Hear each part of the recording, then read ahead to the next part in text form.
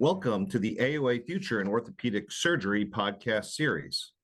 This AOA podcast series will focus on the future in orthopedic surgery and the impact on leaders in our profession. These podcasts will focus on the vast spectrum of change that will occur as the future reveals itself. We will consider changes as they occur in the domains of culture, employment, technology, scope of practice, compensation, and other areas. My name is Doug Lundy, host for this podcast series. Joining us today is Dr. Hassan R. Dr. R is a professor of orthopedic surgery and medical education and associate dean of cultural enrichment and environment at the University of South Florida and director of the orthopedic trauma research at Florida Orthopedic Institute.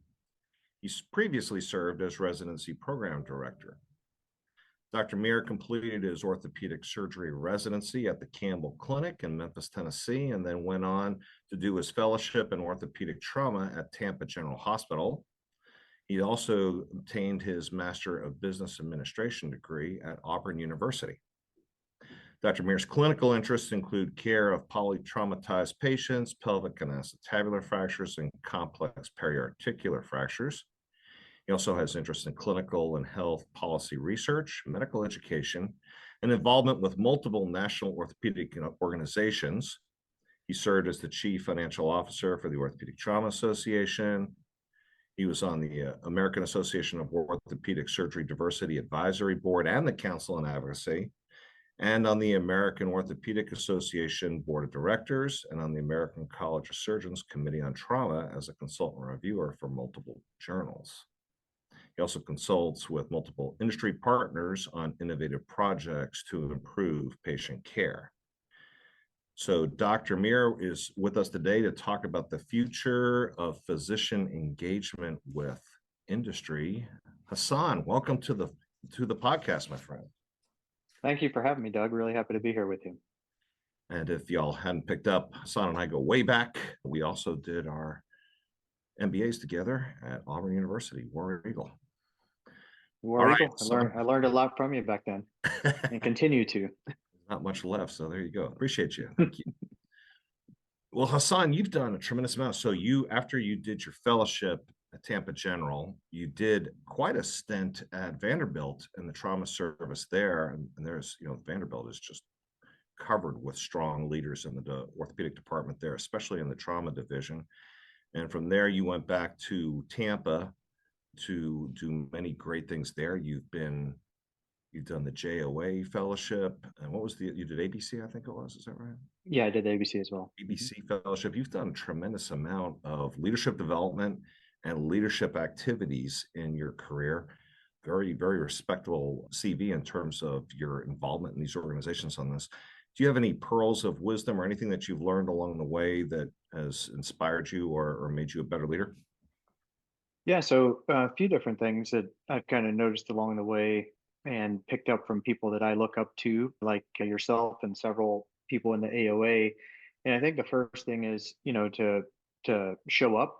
You got to be there and be present to be actively engaged. And then you kind of truly, the organizations that interest you and inspire you are the ones that you want to commit yourself to, because as we know, there are several organizations you can get involved in, but you kind of want to early on figure out what you're passionate about. And then I think early in your career, you get offered opportunities and you want to really sign up for what you can deliver. And then if you deliver, people will then ask you to do more and more. And then you at some point have to learn when your bandwidth is met. You sometimes have to turn things down because you don't want to keep saying yes and then not be able to deliver on something that you promise. So those are just some of the things I've learned along the way. And then people that I think of that I've worked with who really, have inspired me to continue doing this stuff are those who are selfless, who care more about the profession and the organization beyond just what can enrich them and trying to make things better for our field and our colleagues. And those who treat others with kindness and open doors for them are really those who I try to emulate. Very good. And I would attest as being a good friend of yours for many years that you certainly do live up to those things, and you've certainly emulated them yourself. So we've talked about a number of things on the series in the future in orthopedic surgery. And one of the ones that I was inspired to talk about was where are we headed with engagement with industry? So what's your philosophy? Because I know you've done some stuff with the industry. What is your philosophy for ethical involvement in orthopedic surgery, orthopedic surgeons with industry or industry partners? Yeah, so it goes back to my kind of early training in Memphis and had some of our faculty and mentors there. And I remember Jim Beatty specifically saying that, you never want to do anything in when it comes to business or industry relations that doesn't pass the front page test. And so I've kind of stuck by that mantra.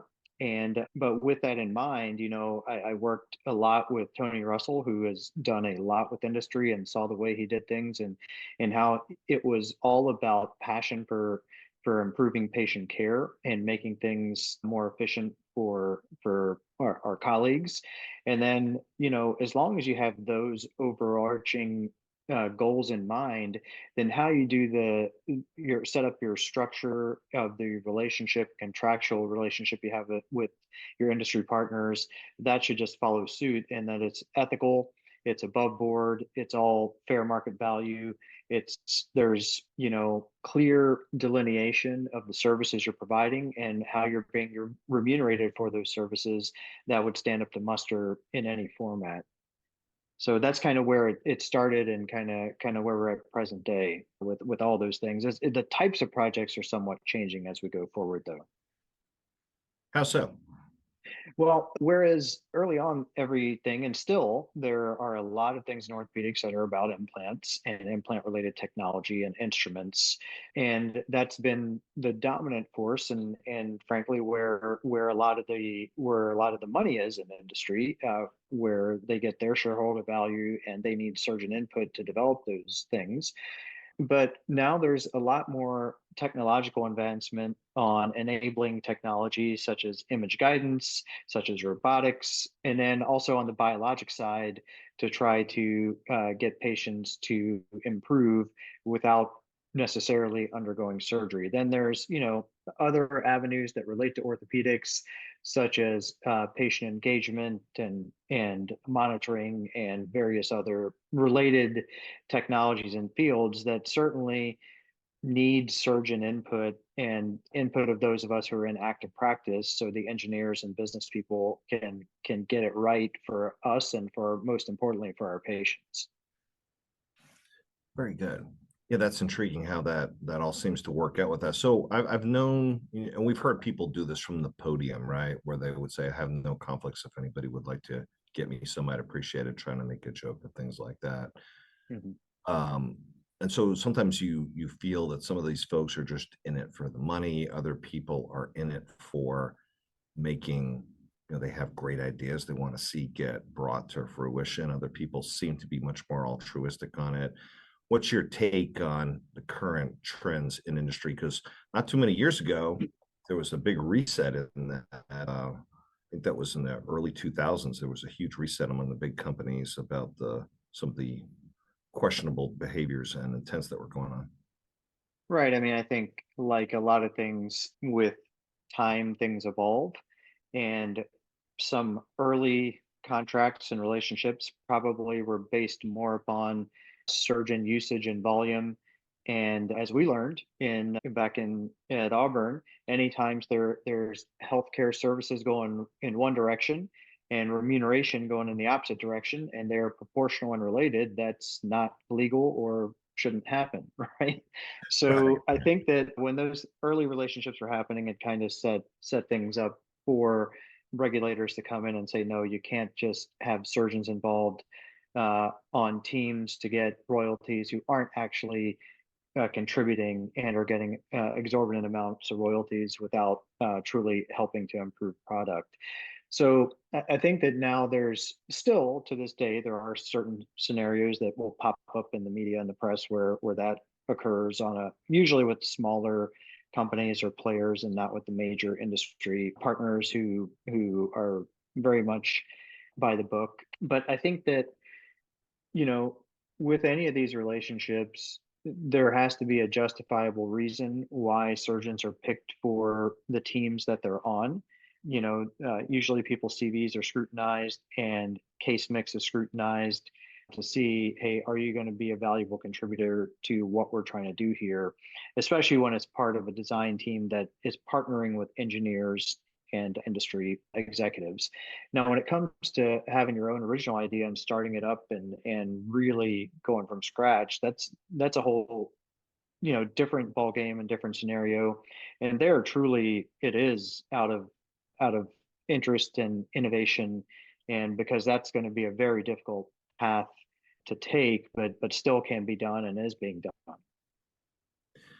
So it's maybe a little late to the conversation, but I think we both agree that physician involvement with industry and the development and refinement of products is absolutely integral, right? The practicing physician who's actually touching the implants or the technology or whatever, or the biologics, whatever we were talking about, Yeah, you it's really can't do it without us, right? no, it's absolutely critical. It's absolutely critical. When you meet the engineers, they're brilliant, but many, especially junior engineers, have never been to an operating room. And even some senior engineers have limited experience, right? They're not surgeons. They don't have, the experience of operating on human beings. Even if they've participated sometimes in cadaveric labs or something, it's very different than doing live surgery and then seeing patients long term and seeing their outcomes. And then even on the tech side, you know, we are the end user or our patients are the end users, and we can certainly give the perspective of what is clinically relevant, what's feasible, what's easy, and what actually adds value to our practices and to our patients' outcomes. So if physicians are going to continue being involved with industry and in development and refinement of products, where do you see things going over the next 5, 10, 20, how many years you're comfortable pushing it out? Because we've had a rocky past, and I'm not exactly sure the current state. Where are we headed?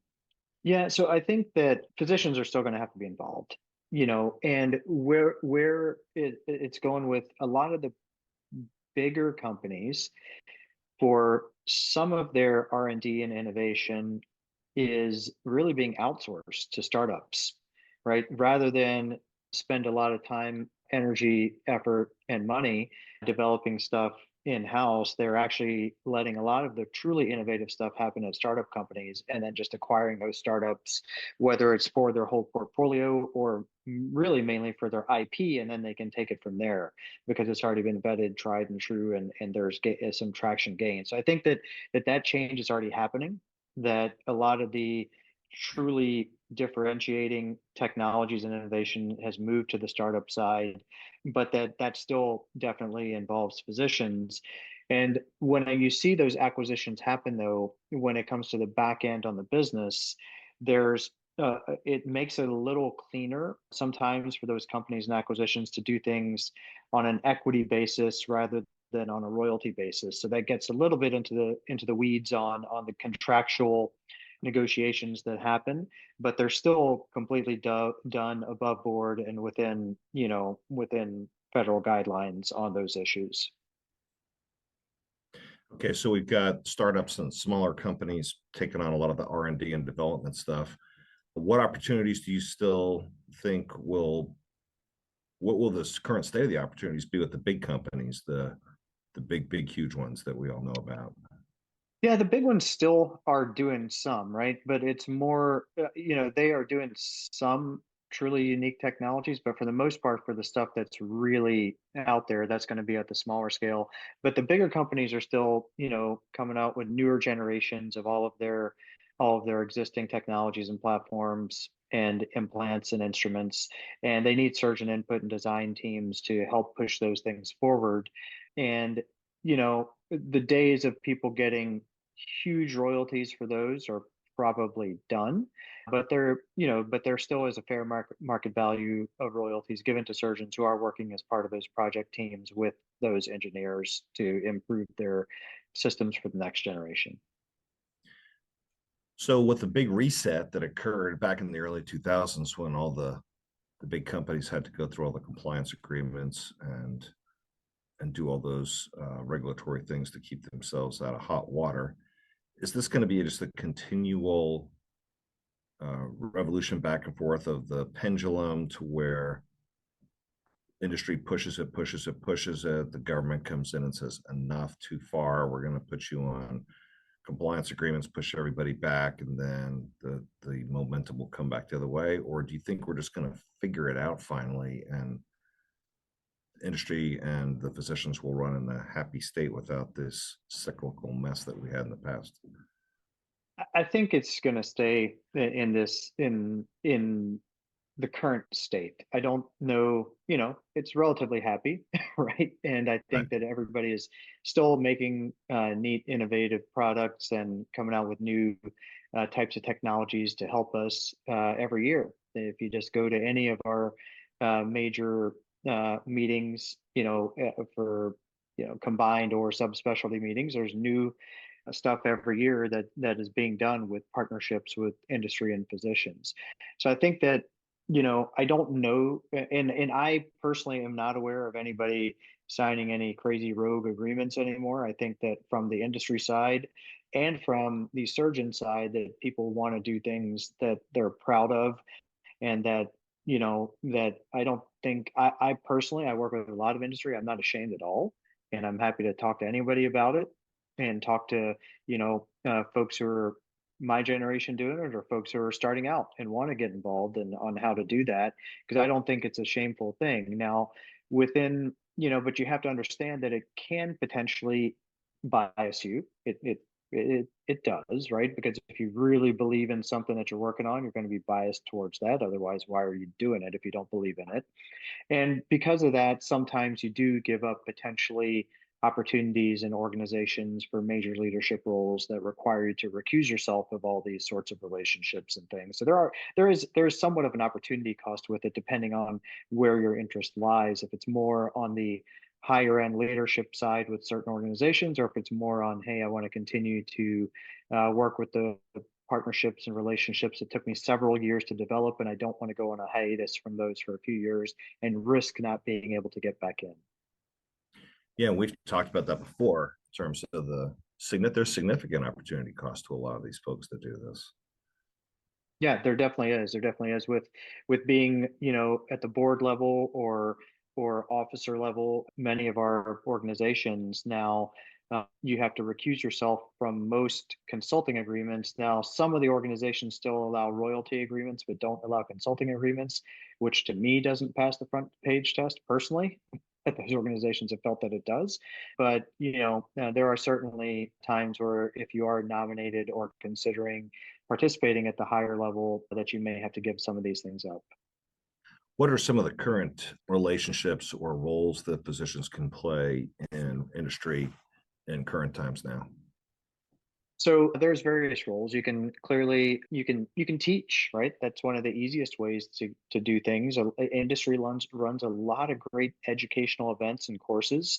And I think, frankly, that orthopedic education needs industry partners now. Many of us who work at universities have seen our budgets cut that allow our trainees to go to events or to do cadaver labs or to do skills labs, and having industry partners help. So working as faculty in some of those things can be a way to partner with industry without doing stuff on the design side. There's obviously then the being part of evaluating teams where you're at a site that's an early release site, or you go and do labs, so you can be part of the design process there. With some of the smaller companies, you can be on the scientific advisory board or the medical advisory board. And typically, those relationships with smaller companies may involve hourly consulting, but also could involve some equity if you're given your time to really advise them on their strategy on a more global scale than just the one particular small project. And then really you can be a founder, right? You can do your own startup. You got your own idea, you found your own company, and take it the whole way there. We know folks that have done that. That's a big Mhm. risk and a lot of engagement there, because it's not as easy and as romantic, I think, as people think it is. No, it's really challenging, and I've talked to a lot of people who have done it, and they're happy at the end, but it can be a very difficult road to travel. How do you see these relationships changing in the years ahead? Is there happier state that industry or the physician workforce or the federal government would like to have and is influencing people in a certain direction? No, I mean, I think that for the surgeons who do it, right, I think that most of the surgeons I talk to who do this truly have an interest in innovating and improving patient care and improving surgeon workflow. And so I think the surgeons will always be involved. Would they like to be, continue to be compensated for it? Of course, but I bet there's several who would do it even if there was nothing in it for them. But I don't think that's fair. I think it's fair to compensate people for work they've done, especially if there's on the industry side, they're going to monetize it, which they will. And most of our industry partners also, right? They're ultimately private companies that are responsible to their shareholders, but they can't do what they do without us, and they get it.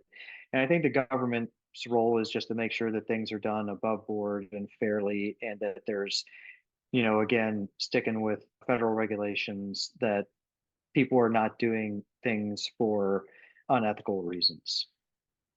So if somebody, a younger physician, was interested in starting to engage with industry and partner up in some of these things, what would you recommend folks do to become more involved in this?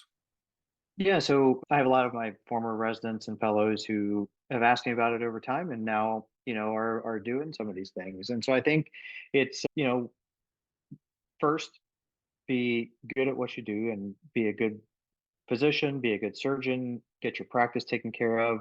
And then as you do those things, and you can talk to your mentors about getting involved in teaching and courses and introducing you to people that way, I think that's a really good way to do it. And at the various meetings that we have, to get to know people.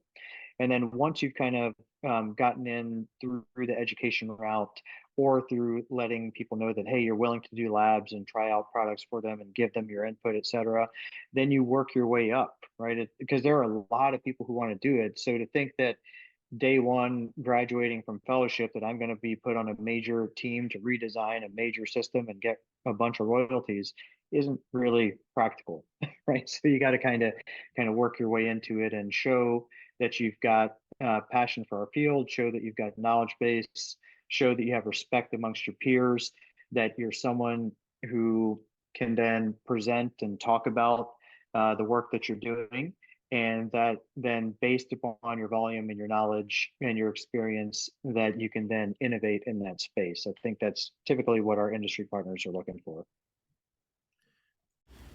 One additional way that people can get involved with industry is through academic productivity and research. And we've actually published 3 different papers on this, one in trauma, one in shoulder and elbow, and then one looking at all of orthopedic subspecialties, and found the same thing, that those surgeons who have greater involvement with industry and more industry funding and compensation have a direct correlation with how productive they've been academically when you look at their H index and M index, which are different available metrics to look at and see how much they have published, and also if you look at their grant funding. So while you do these academic pursuits not necessarily for the purpose of engaging with industry, they do tend to make you more visible and someone who industry may be more likely to engage with, because it shows that you have a good knowledge base, experience, and also are someone who is at the podium and in the journals and can convey your message about what you believe and how you can improve patient care. So many times in the different organizations that I've been involved, especially at the national level, there's no secret about it. There's been a slow, progressive shrinking of the amount of funds and the investment that industry is making into our national organizations. That you and I both belong to several of the same on that. Mm-hmm. Any thoughts on, because obviously clearly bottom line motives or the value paradigm is affecting that. They just don't feel there's value in it.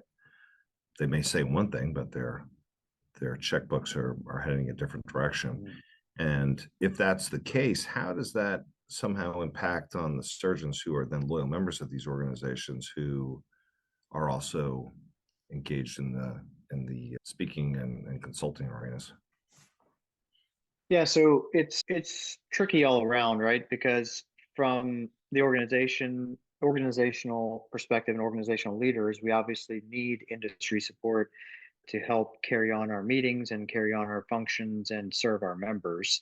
But from the industry side, they kind of want to see that their investment towards research, education, and the organizations is getting the maximum value for their dollar. So, in talking to some of them over the years, you were the CFO before I was the CFO at the OTA, and and now you're in the PL there, that we engage with our industry partners to support that organization amongst others. And, uh, a lot of their feedback is like, look, we love the organization, we need the organization to succeed, and we're continuing to support it. But on the other hand, when you talk to them separately, they also have their own educational events that they put on separate from our meetings, and they see sometimes that they get more value out of those because they're not competing with other companies there. They're the only show, and they feel sometimes that their return on investment is better on those events. So it's kind of tricky because you kind of can see their side of it too. And if you were in their seat, it might be hard to justify one versus the other. But I would hope from being a member of the AOA and other organizations that our industry partners still continue to see value and can help us to improve the value that they're getting for their donations to us so we can continue those partnerships. So Hassan, when we go to the OTA, the Academy, different meetings that you and I attend, and you see the guys up there with the men and women up there with their disclosures, and there's all different ways of doing it, right? It's on the AOS website. I make a joke about a slide. It's got, 30 things on there in a size 8 font that nobody can read. What's the current state of disclosures? How relevant is it? And where do you see things going in the future to a better state if there is one? Yeah, so when we see the slide pop up for literally, even if it's 10 seconds, right? Sometimes it's really easy to read. I have no disclosures, and sometimes you're like, wow, there's no way I can take all that in. So is it really valuable to have it up there on the screen? I think it's certainly important for anyone who's publishing, anyone who's presenting to have their disclosures readily available for anyone to view. So that's why I think that the option of having it centralized, most of us have them on the Academy's, app available to anyone who wants to look them up. I think that that's probably the best way to go about it, just saying, hey, I do have some relevant disclosures, they're here. And then in particular, though, if you're given a talk where there is a really pertinent disclosure, really relevant to that talk, I think that should be highlighted separately. I think that if I'm given a talk on a product that I've designed and used on a series of patients, I probably should disclose that specifically rather than saying all my disclosures are on the app. And then I think that the question then is what is relevant and what is not gets a little gray and a little tricky. But I think that there's some that are clear, like the example I gave, like that's very relevant. And there's others that may not be so relevant and clear. So having them all listed somewhere centrally can help others to discern what's relevant or not. I think that future state, I don't know that it'll really be much different. I think that there is a lot more, potential scrutiny, especially when you get up to the higher level organizational leadership, where you may own stock in different company and things like that you don't necessarily think as much about when people are just given a talk or something that come into play. But I think that all these things are relevant and should be listed somewhere. Very well said. This has been a real pleasure talking with my friend Hassan R, who's an orthopedic trauma surgeon at the Florida Orthopedic Institute at Tampa General, and very well known throughout our profession in multiple fields, from the AOA through the Academy, through the OTA, and many others. So Hassan, thank you so much for being on the podcast, sir. Thanks for having me, Doug. It's always great chatting with you, and hope to see you again soon. Yes, sir. Me too. And y'all stay tuned for future in orthopedic surgery on this podcast channel.